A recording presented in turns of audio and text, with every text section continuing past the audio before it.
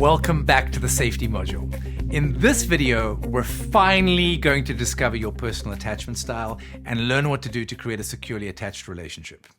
So what is a securely attached relationship, you ask? Well, a securely attached relationship is one where both of you feel safe to ask the other for help and depend on each other for support, for love, for nurturing and protection when needed.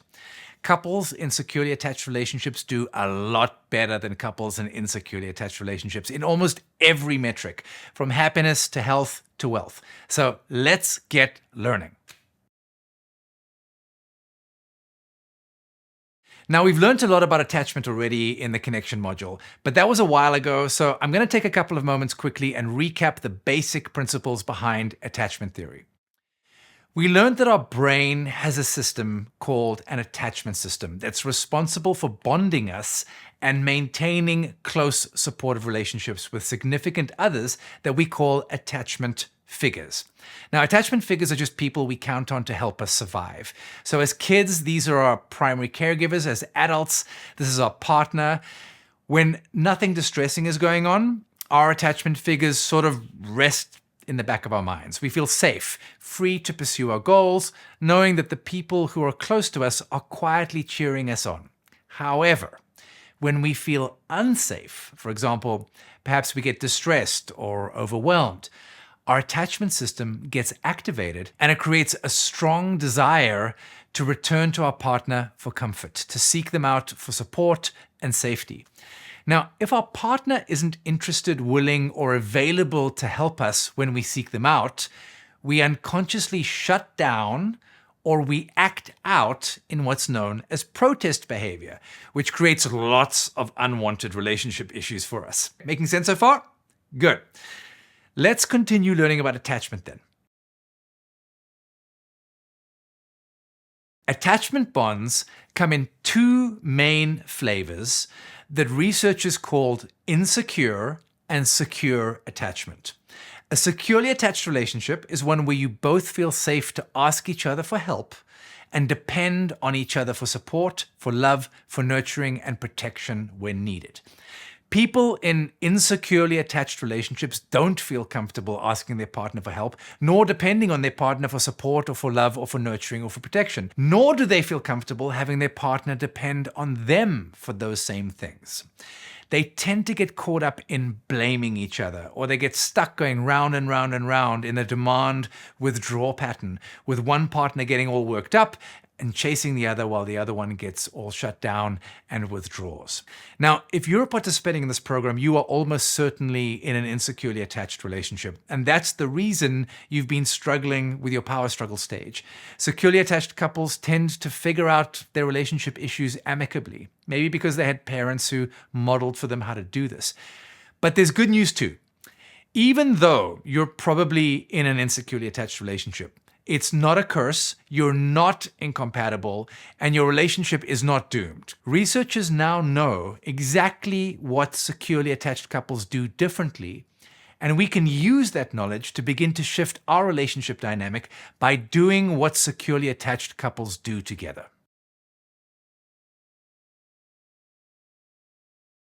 So, what do securely attached couples do differently from us insecurely attached couples? Two things.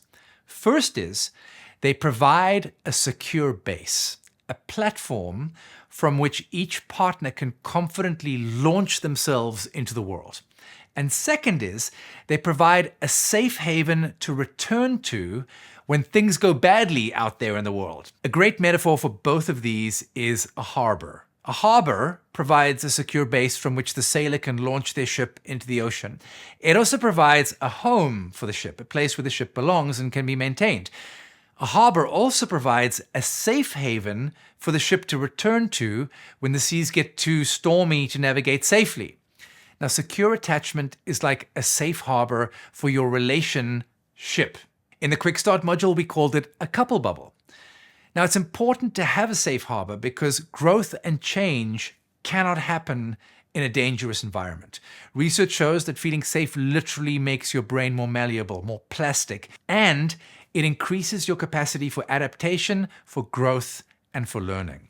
So if you want to thrive in life and in your relationship or marriage, you need to create a safe harbor together. How can you do that for each other? Well, according to Dr. Susan Johnson, a Canadian attachment researcher who created the most successful couples therapy system to date, there are 3 ways that securely attached couples provide a safe harbor for each other. They're available, they support without interfering, and they encourage each other. Okay, so let's dive a little bit deeper into each of these. First, securely attached couples are available to each other.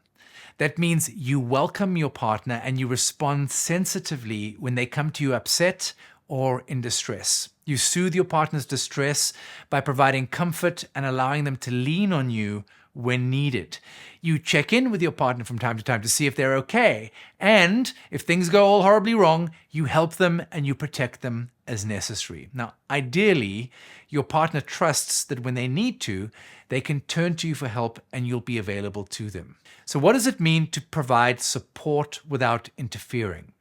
So that means that you provide behind-the-scenes support for your partner's life goals without robbing them of the initiative by doing things for them that any grown-ass adult would be expected to be able to do for themselves. Said another way, your behind-the-scenes support leaves them feeling empowered and with a sense of their own agency in the situation. And that brings us to the 3rd way that securely attached couples provide a safe harbor for each other. They encourage each other, meaning you accept where your partner's at and then you cheerlead them on, moving them towards their goals, praising them and boosting their self-esteem along the way. So be available, support without interfering, and encourage. When I was 30 years old, I was in the middle of changing careers. I'd been a musician and a music producer for 10 years, and I dreamed that one day I'd be a seminar leader, someone who could change people's lives by teaching from the stage. I'd spent 2 years being mentored by one of the world's top transformational leaders, and now it was my time to go forth and start my own thing, my own seminar business. I was terrified. I had no savings. I'd never spoken on stage teaching my own material. I had no idea if anyone would ever even be interested in learning what it was I was inspired to teach at the time. My wife, who believed in me and who offered to support my dream by paying half of our mortgage for 6 months, she supported me.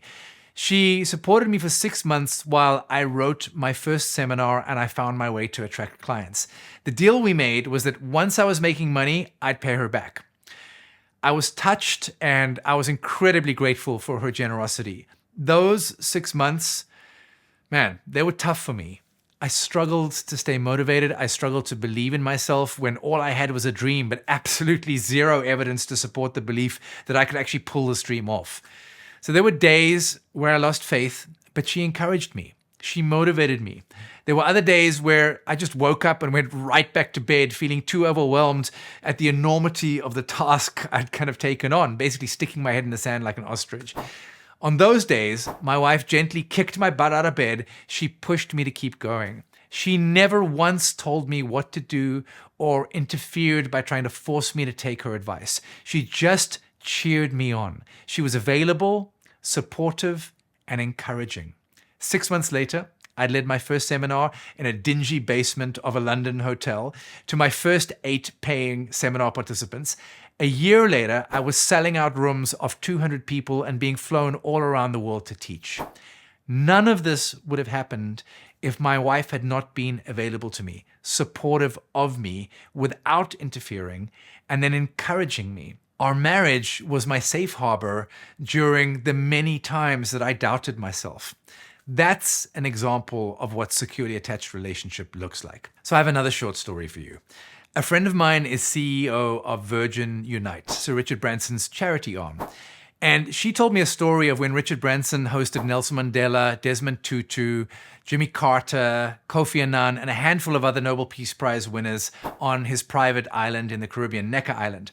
And during a conversation there, these iconic change makers disagreed on a bunch of things, but they discovered that they all agreed on one thing. And that was that their relationship played an integral part in their ability to accomplish the incredible things that each of them had accomplished during their lives. Creating a securely attached relationship is not rocket science. Yet for many of us who didn't have parents who modeled this for us, it might not come naturally at first. But with dedication and practice, you can create this kind of supportive relationship within a matter of just a few months. So let's repeat this mantra out loud together, shall we? I'm available. I support without interfering. I encourage. Put your hand on your heart. Say it with me again now. I'm available. I support without interfering. I encourage. Good for you. Now, tattoo that on your wrist if you like. Everything that we're learning in the Conflict Cure will support you being more available, supportive, and encouraging. And if you're diligent in applying what you learn, you'll wake up one morning and soon you'll realize your relationship feels secure. Now, to add to all this, you also have a personal attachment style, which can also be secure or insecure. Okay, so the bond between you and your partner can be secure or insecure, and you can generally feel secure or insecure in relationships. That's your personal attachment style. Sometimes I call it your fighting style because it often describes the way that you tend to interact in romantic relationships when you're not feeling safe or secure and you're fighting. Now, depending on the researcher you read, you'll learn that there are anywhere between 3 and 8 different attachment styles. The model we're going to learn describes a securely attached style and 5 insecurely attached styles, so 6 in total. So how does our attachment style form?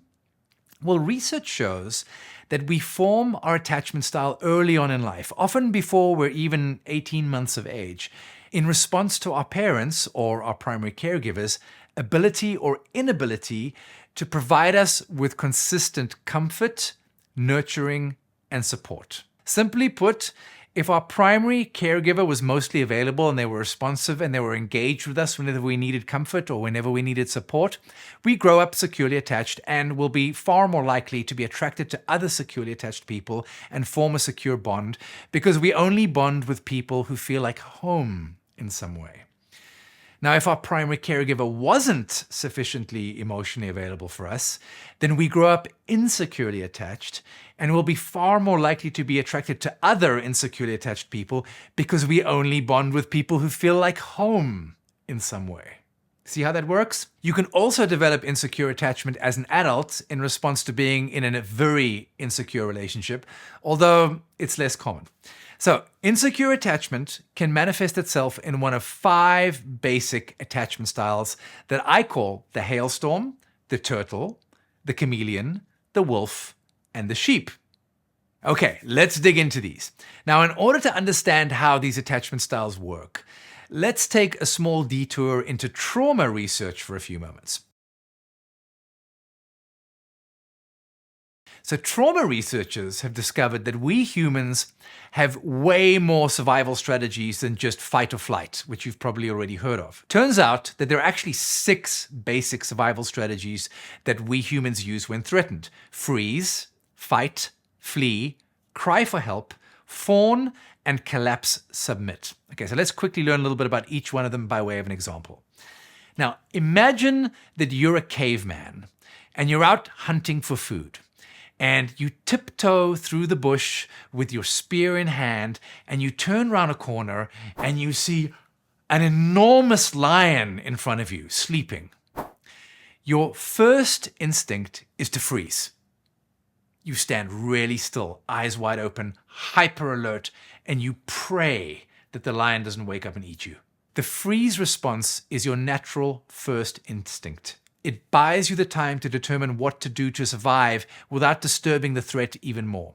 So in a microsecond, your amygdala asks this question: can I fight this lion and live? And it determines that you'll be eaten and dead within seconds. So that's the fight response eliminated.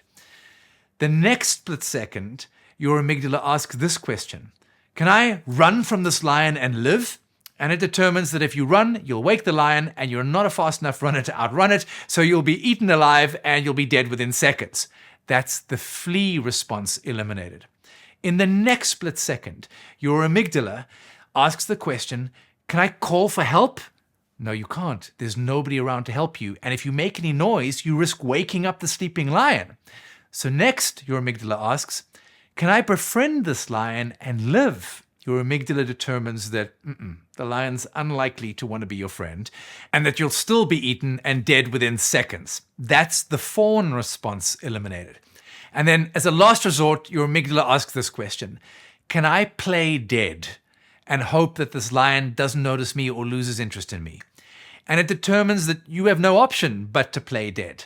But unfortunately, you feel a sneeze coming on, and to your horror, you sneeze and you startle the lion. The lion springs to its feet, it roars at you aggressively, it starts moving closer, snarling at you, ready to eat you alive. Your amygdala instantly uses the collapse submit response, and you stay completely still, playing dead, disassociated from your body. So you don't move and you don't feel any pain if and when you get eaten alive. Fortunately for you, the lion is distracted by his mate calling. And because you're posing no immediate threat, he loses interest in you and he walks away. You survived thanks to your amygdala's lightning fast use of one of these 6 survival strategies. In this case, it was collapse submit that kept you alive. But imagine you'd been out hunting with a friend. Okay, in that case, you might have used the cry for help strategy and, signal to your friend with a hand signal that there was a lion ahead and that you needed his help. If the lion attacked, then the two of you might have been able to use the fight strategy to kill the lion with your spears. Again, you survive. So why am I sharing all of this with you? Because we're all capable of using each of these 6 adaptive survival strategies in day-to-day life to ensure our survival. But problems begin when we use them in our relationship. Because our relationship is the one place we should count on to feel safe, the one place that doesn't feel threatening. Now, based on how things went for us growing up, we'll tend to favor one of these 6 survival strategies over the others when we're in distress and we perceive a threat in our relationship. And when I say threat, I don't necessarily mean life or death threat, although it may feel that way. We may perceive a threat when we text message your partner and they don't respond, or when we see them looking at another attractive person, or when we hear them criticize us, or when we see an angry look on their face. People who grew up securely attached learn to respond to the distress that accompanies these threats by soothing themselves, and they learn to trust that relationships are a reliable way to get help when self-soothing wasn't enough. They grow up into adults who feel grounded, reliable, predictable, and safe, and warm to be around. They became this way because when they were in distress as children, someone was always there to help them with their feelings and to protect them from danger. Not so much for us insecurely attached adults. We never learned how to soothe ourselves effectively, nor did we learn to turn to our relationships for help. So instead, when we experience distress in our adult relationships, we struggle to soothe ourselves. We struggle to ask for help too. Instead, we turn to our 5 main survival strategies. We fight, we flee, we cry for help, fawn, or collapse submit. Now notice I didn't mention freeze. That's because freeze usually is a temporary state used by our amygdala to assess the threatening situation in front of us. It's not necessarily an attachment adaptive survival strategy. Now, based on whether our amygdala determines this to be an escapable threat or an inescapable threat, we'll exit freeze and then we'll move into one of the other 5 survival responses. So, let's discover the 5 insecure attachment styles and figure out how they're linked to each of these 5 survival strategies and which one you use. Knowing your attachment style will help you make your unconscious survival instincts conscious to you. And only when they're conscious can you actually exercise some control over them.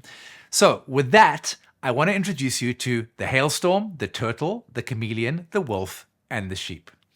These are fun names that I've given to describe 5 insecure attachment styles. So let's start out with the hailstorm. Hailstorms in distress use the cry for help strategy. They can become demanding, they can become critical, they overfocus on their partner, chasing them for help and trying to get their attention. When they're in distress, they actually forget that they're capable of helping and soothing themselves, and they point fingers at their partner as if to say, "Help!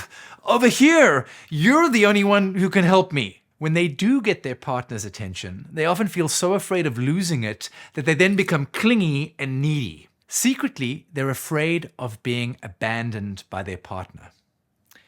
Turtles in distress flee their partner by withdrawing and numbing themselves out in their shell, and they numb their emotions. And this way, they don't have to feel the pain of their partner's judgment and criticism. They never learned to soothe themselves either, nor reach out to another for soothing, so instead they just numb themselves. Secretly, turtles are afraid of being rejected or judged as not enough, sometimes afraid of being engulfed.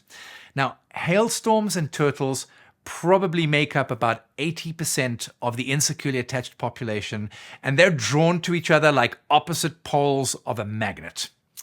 Then we have the chameleon. Chameleons use the fawn survival strategy, which is to please and appease. Now, when chameleons feel distressed, they avoid conflict at all costs by becoming whatever they believe they need to be to make their partner happy. They learn to do this as children in response to either having an overprotective or an angry or a controlling parent. And because chameleons are so focused on what their partner needs, they often struggle to know what they themselves need.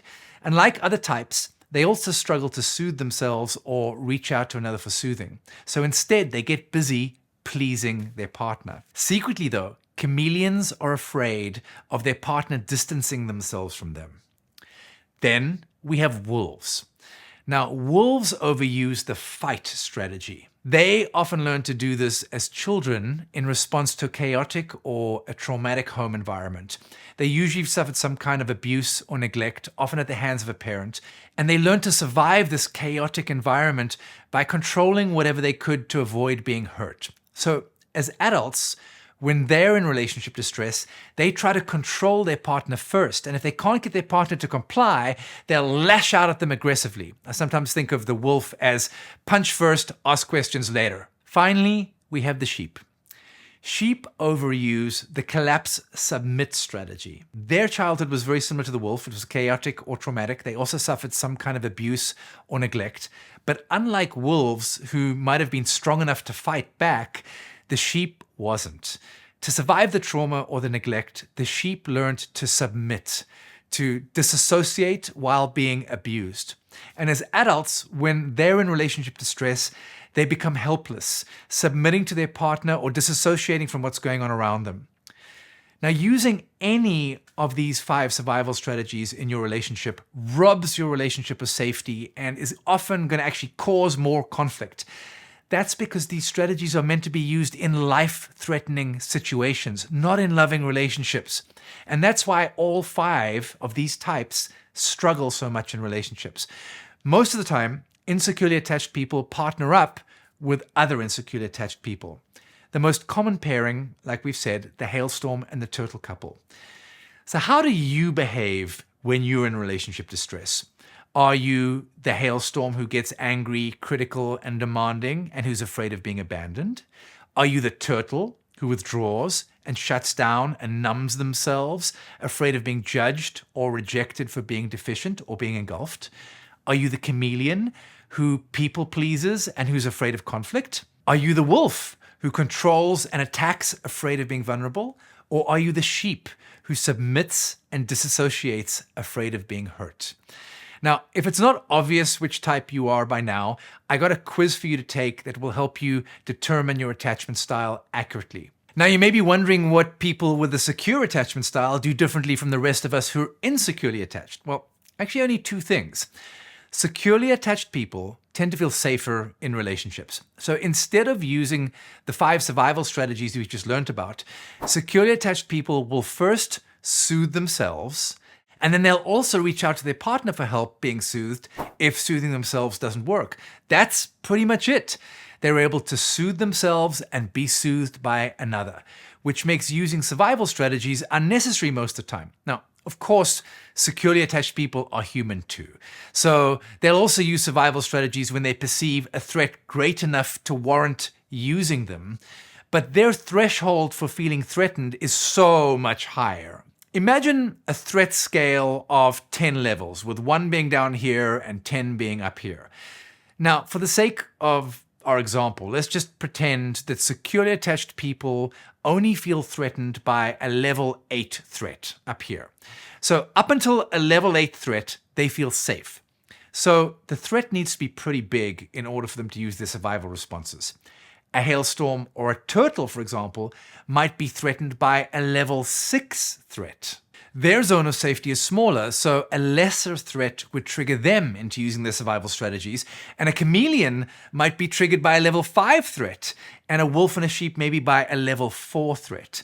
So the more insecurely attached you are, the lower your threat threshold will be, and the smaller your zone of safety will be, meaning that you'll be triggered into using your 5 survival strategies sooner. This also means that the more easily you're triggered, the harder it is to calm yourself because your zone of safety is farther away. So let's say that you're a wolf and your threshold of safety is below level 4 on our imaginary scale, but you experience a level 7 threat and you get triggered.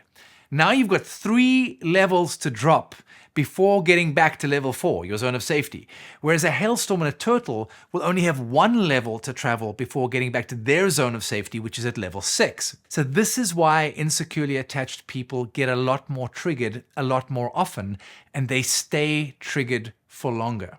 Now, I'm not trying to scare you. I'm not trying to depress you. I'm not even trying to imply that there's something wrong with you. Let me be clear. There is nothing wrong with you, nor with your partner. You just didn't get sufficient nurturing or protection as a child. More than 50% of the population, including myself, are insecurely attached. Now, the good news is that your attachment style isn't a lifelong curse and doesn't have to continue sabotaging your relationship. You can learn to behave securely. All I want you to take away from this is the understanding that if you're insecurely attached, you need to expand your zone of safety by learning how to soothe yourself and be soothed by another. And we're going to learn how to do this in the next module. Also, you and your partner can build a securely attached bond no matter what your personal attachment style is. And that's exactly what we're going to be doing together throughout the rest of this course. So you can get past your power struggle and begin the transition into the mature love stage. So let's summarize what we've learned in this video so far. We've learned that your relationship can be securely or insecurely attached. We've learned that securely attached couples create a safe harbor for each other by being available, supportive without interfering, and encouraging. You also learned that you have a personal attachment style, which can also be secure or insecure. And the securely attached attachment style is just called secure. The 5 insecure attachment styles I call the hailstorm, the turtle, the chameleon, the wolf, and the sheep. And each one tends to prematurely use one of the 5 survival strategies when in distress. Cry for help, fight, flee, fawn, collapse, submit. And using your survival strategies robs your relationship of safety, and it leads to massive conflicts. But securely attached people tend to soothe themselves, and they also reach out to their partner for help being soothed. Now, because you can't change the things that you don't understand, understanding your attachment style is the first step to behaving securely. So next, I want you to go and take your attachment style quiz and find out what your attachment style is. You're going to find the attachment style quiz beneath this video. And when you answer the quiz questions, I want you to answer them from the perspective of how you've been for most of your life, not necessarily how you are right now. That's going to give you a more accurate result. Then, once you've got your result, read your attachment style description to each other, and then share what you've learned about yourself and what you've learned about your partner with each other. Now, if you're participating in this program without your partner, this is a fantastic opportunity to get them involved in the program. Ask them if they'd take the attachment style quiz with you. Almost everybody loves taking personality quizzes because they're insightful and they're fun. So your partner's likely to join in on this exercise with you, and that might even be the stepping stone to them joining you in the rest of the program. But even if they don't want to take the quiz, you can still share what you learned about your attachment style with them. The only circumstance in which I don't recommend that you share what you've learned is if you're recently broken up and you're not in contact with each other yet. If you and your ex are not communicating, don't invite them to take the quiz unless you're still in regular, friendly communication. So go and take the quiz now. Enjoy it. It's going to be insightful. Enjoy discovering more about yourself, and I will see you in our next video. Talk to you soon. Bye-bye.